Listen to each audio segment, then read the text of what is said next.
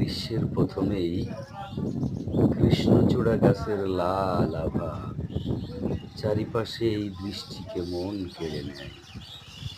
কি সুন্দর বাতাসে নড়ে সবুজ আকাশ, দেখলেই মনটা ভরে যায়।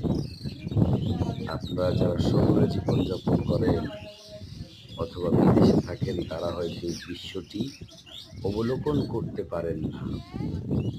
কত সুন্দর বাতাসে নড়ে গ্রাম্য জীবনে, এগুলো খুবই অহরহ দেখা যায়। ভালোবাসা চলমান থাকবে সবার সাথে। আমার ভিডিওটি দেখে যাবেন।